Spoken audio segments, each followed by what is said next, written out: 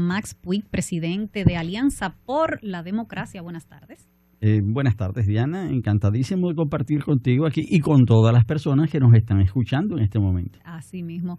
Bueno, en el caso Odebrecht, que es el caso que ocupa la atención nacional en este momento, claro que en este país hay otros problemas de gran importancia, pero este es un caso que no va a salir de la agenda nacional por los próximos meses y sobre todo por la presión ciudadana de un pueblo que está esperando que se haga justicia, que no prime nuevamente la impunidad que ha primado durante las últimas décadas en la República Dominicana con prácticamente todos los casos de corrupción. ¿Usted cómo ve el manejo que se le está dando desde el Ministerio Público al caso Odebrecht?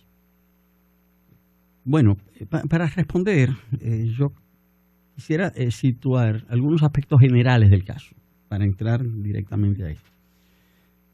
República Dominicana es uno de los países cuyos gobernantes han estado más involucrados en el caso Odebrecht a nivel mundial. Ocupamos el tercer lugar en cuanto al monto de los contratos, justo después de Brasil y Venezuela. Por otro lado, República Dominicana pasó a ser un lugar clave dentro de todo el esquema, porque desde que comenzó la investigación en Brasil, las autoridades de Odebrecht, ya objeto de la investigación, decidieron pasar sus operaciones ilegales al país que les presentara más garantías y más ventajas, y fue la República Dominicana. Y República Dominicana se convirtió en el centro internacional de lavado de activos de Odebrecht. Por otro lado, algo que no se está investigando aquí. Sí, pero que es un... Porque sí, que eso que fue una confesión de los ejecutivos de Odebrecht que trasladaron a República Dominicana el departamento de operaciones estructuradas, como ellos le llamaban al departamento de los sobornos, eso aquí no ha sido objeto de investigación. Así es, Diana, pero es un aspecto esencial. Porque tiene que ver con el nivel de involucramiento de las autoridades dominicanas, entiéndase, del gobierno dominicano, en las prácticas ilegales de esa empresa. Y eso puede explicar, no justificar, pero puede explicar la forma en que el gobierno dominicano ha venido manejando el caso. Que desde el principio, señalo como principio la confesión de Odebrecht en diciembre pasado en Nueva York. Desde diciembre toda la acción gubernamental ha estado orientada en lo fundamental a que no se esclarezcan los detalles del caso. Incluso se puede decir que las autoridades de nuestro país han sido las más tímidas en la investigación de Odebrecht. Lo voy a decir de otra manera. Así el gobierno dominicano es uno de los gobiernos que ha hecho un mayor esfuerzo para encubrir la trama ilegal de Odebrecht. Y eso es lo que explica quizás lo tardío que ha sido la acción judicial. ¿Por qué también? Porque se puede decir que como en el país ha habido esa práctica, es decir, ha habido esa tradición no solamente de corrupción, sino también de impunidad, el gobierno dominicano nunca se había visto en un trance como este. De que de buenas a primeras se devele una trama a nivel internacional en la cual el gobierno dominicano ha participado y ha estado involucrado. Y por eso sus respuestas iniciales fueron tradicionales, las de siempre. Vamos a ganar tiempo, vamos a formar una comisión, vamos a ver qué pasa. Y se forma la comisión. Esos pasos dados no funcionan. Una comisión que, dicho sea de paso, tiene ya más de 6 meses de conformada y no ha terminado de rendir el informe. Y que prometió sus resultados para febrero, porque el presidente los estaba esperando para su discurso el 27 de febrero. Y no hubo informe en febrero, no hubo en marzo, no hubo en abril, no hubo en mayo. Mañana es el último día de junio. Sí. Entonces, ya vamos para julio. Entonces, ya vamos para julio. Bueno... la otra cosa, el gobierno entonces, a diferencia de los demás países, trató de establecer un acuerdo con la empresa, un acuerdo basado en la impunidad fue un pacto de impunidad con los ejecutivos, con la empresa y sus ejecutivos, porque de acuerdo al pacto que fue homologado finalmente por un juez dominicano, la empresa se le exonera de cualquier responsabilidad penal. Es decir, se fue haciendo todo lo posible, sí, porque el caso no llegara a un juicio oral público y contradictorio con todas las de la ley. Sin embargo, la presión ha sido tanta, y cuando hablo de presión, hablo en primer lugar de la presión ciudadana, de la presión del pueblo dominicano, por un lado, y la presión internacional. Es decir, que finalmente el gobierno, a través de la Procuraduría General de la República, ha tenido que actuar. Pero ¿cómo ha actuado? Y ahí entro realmente a responder la pregunta. Si ha actuado para que el gobierno pueda tratar de retomar la iniciativa. ¿Por qué digo así? Porque el gobierno dominicano tuvo la iniciativa política en los últimos años, cuando el presidente Medina tomó el control de su partido, hizo reformar la Constitución, se impuso en las elecciones. Hasta ahí tenía toda la iniciativa. Pero desde las elecciones del año pasado, el gobierno ha perdido la iniciativa, porque ningún partido de oposición reconoció la elección del 15 de mayo del 2016 como válida, y durante 6 meses hubo protestas de la oposición para lograr órganos electorales independientes, para lograr leyes, una ley electoral y una ley de partidos más democráticas. Y durante 6 meses el gobierno estuvo un poco a la defensiva. Pero desde enero siguió a la defensiva, no ya por la acción de los partidos, sino por la acción de la ciudadanía. Con las medidas que se toman a nivel judicial, a nivel de la Procuraduría, el gobierno intenta retomar esa ofensiva. ¿Cómo? Armando un proceso, es decir, que le permita al mismo tiempo enfrentar a la oposición política, a la oposición interna dentro del partido de gobierno, y enfrentar también a la ciudadanía. Bueno, pero uno siente que hay como una desconexión seria de parte de los partidos políticos con la ciudadanía en este momento. Y no me refiero solamente al PLD, que evidentemente es el partido que está en el gobierno y al que más le toca del reclamo ciudadano que hay en este momento de transparencia e impunidad, porque es el que tiene en sus manos en este momento cambiar la cultura que hoy existe. Pero, y además que es el que ha gobernado durante los últimos 13 años. Pero uno siente también que de parte de los partidos de oposición hay una desconexión con este reclamo de fin de la impunidad, de transparencia, de corrupción, porque cuando finalmente salen algunos de los implicados en el caso de Brecht, porque está claro que falta mucha gente, entonces uno ve que sale una defensa de parte de los partidos de oposición a las personas de sus partidos que están ahí involucradas. A mí particularmente me sorprendió ver a Guillermo Moreno y verlo a usted, que de sus partidos no hay nadie que esté imputado, defendiendo, por ejemplo, a Andrés Bautista, que sí está imputado. Bueno, mire, en primer lugar, todo esto es explicable y es muy fácil de explicar, y no hay tal desconexión de los partidos del movimiento ciudadano. Al contrario, creo que hay una conexión muy directa, no en términos de que nos estemos poniendo de acuerdo, sino en términos de propósitos generales. Pero para explicar esto, lo voy a señalar de la manera siguiente. Hay 4 grupos de implicados. Un primer grupo de implicados es los que no podían dejar de estar ahí. Rondón, ¿verdad?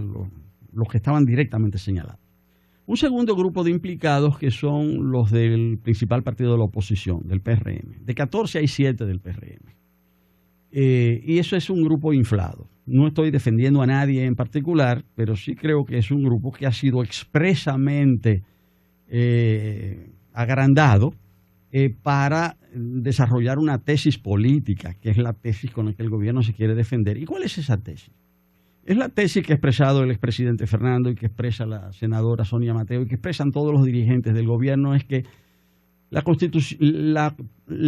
corrupción existe desde tiempo inmemorial. América Latina es particularmente corrupto, la República Dominicana nació corrupta, todos somos corruptos, al final seguiremos siendo corruptos, la corrupción no tiene remedio. Que todos somos iguales. Todos somos iguales, tanto el gobierno como la oposición, y la prueba está en que justamente todo el mundo metió la mano en lo de Odebrecht. En el fondo eso es un discurso político con un propósito político. Y se puede resumir en la frase, todos somos ladrones. Claro, no es verdad que todos somos ladrones. O sea, pero ese es el sello que se le quiere poner. Hay un tercer, la propaganda, esa propaganda del gobierno va en el sentido también de desacreditar la política. Y claro, hay más que razones. Pero ¿por qué desacreditar la política? Ellos están desacreditados por la política que hacen desde el gobierno. La política no sirve para nada. Por consiguiente, no vale la pena que la gente se meta en política y la misma marcha ciudadana no tiene sentido, porque al final las cosas siempre van a seguir así. Pero meter la mano en fuego por personas específicas.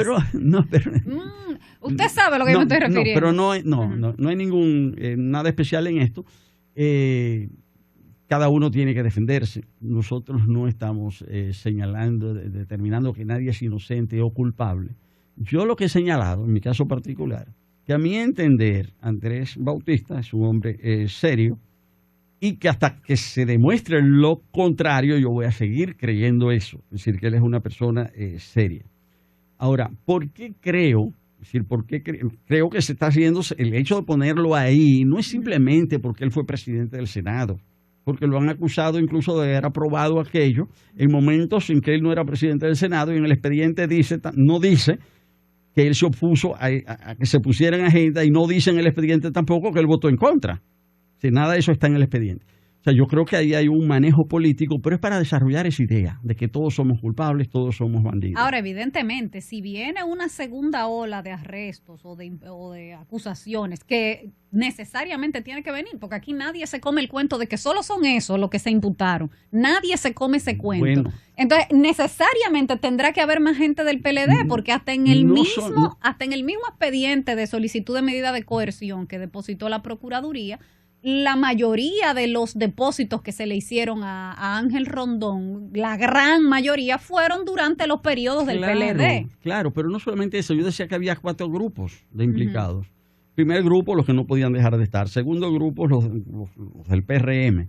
El tercer grupo, los que a lo mejor el presidente no quería que estuvieran, que finalmente están.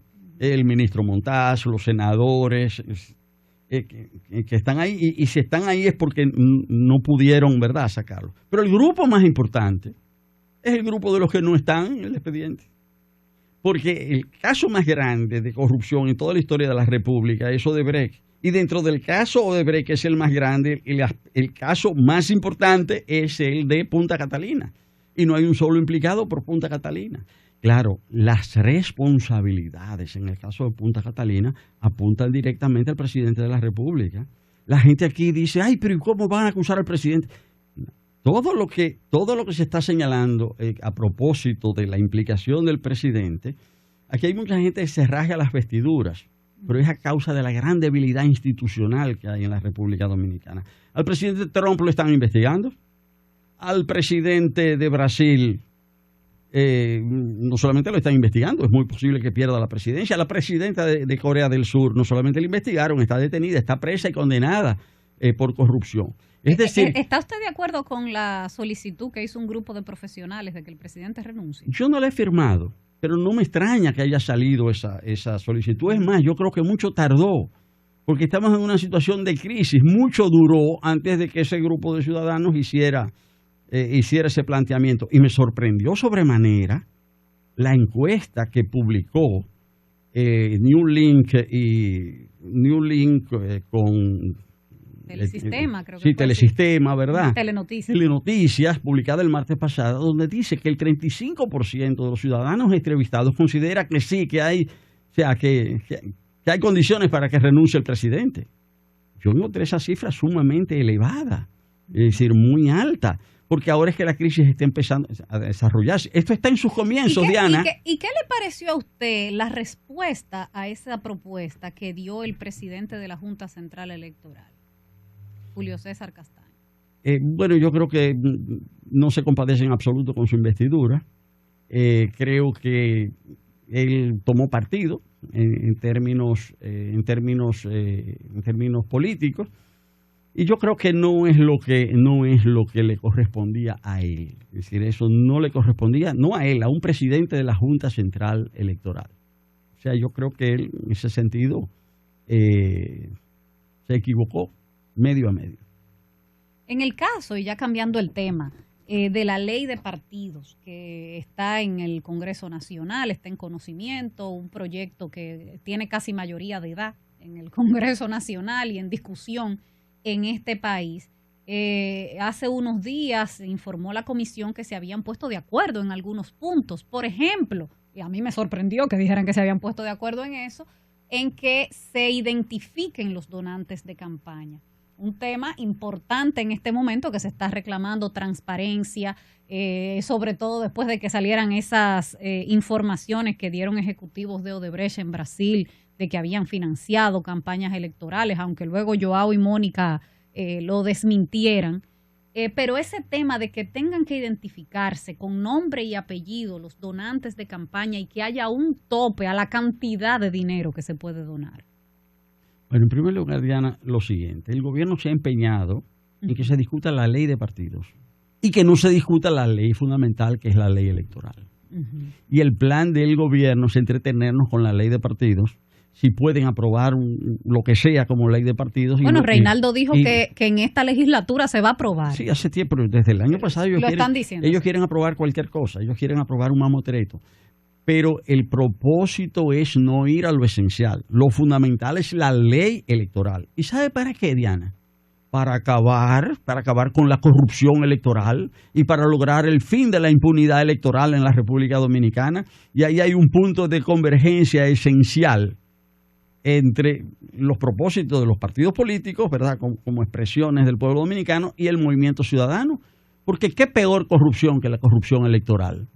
Esa es tan importante o más importante que la corrupción de los proyectos. ¿Por qué? Porque es a través de la corrupción electoral que se instalan presidentes y legisladores corruptos. Es decir, que van a su vez a otorgar proyectos mediante y contratas mediante la corrupción. Y eso no es tanto, es decir, esa corrupción electoral y la sanción a los delitos electorales, por consiguiente el fin de la impunidad electoral, no es a través de la ley de partidos, es a través de la ley electoral. Esa es la que no quiere tocar el PLD, esa es la que no quiere tocar el gobierno. O sea, que esto también en gran medida es un ejercicio de entretención, es decir, para no tocar lo esencial, para que sigan las protestas ciudadanas, pero dejar intacto todo el aparato legal que permite instalar gobiernos corruptos en la República Dominicana, para que se repita en el 2020 lo del 2016. Ahora, yo digo una cosa, están tratando de que no pase nada en todo esto, porque el mismo expediente de Odebrecht está tan mal montado, está tan mal hecho, que yo digo que no es casual, no son errores. Todos esos fallos que tiene, yo creo que han sido elaborados a propósito. ¿Para qué? Para que no pase nada. Ahora, si aquí no pasa nada, es cuando verdaderamente va a pasar. Si aquí no pasa nada, va a pasar mucho. Es decir, porque es tratando de evitar, es decir, tratando de reproducir la impunidad, es decir, tratando de repetir la historia, que podemos llegar a una historia que puede ser mucho más dolorosa y mucho más trágica. Bueno, pues le agradecemos muchísimo que haya pasado por aquí en la tarde de hoy por nuestra cabina a ser parte de la cuestión y en el futuro lo seguiremos llamando para tener sus opiniones. Con mucho gusto. Era Max Puig de Alianza por la Democracia.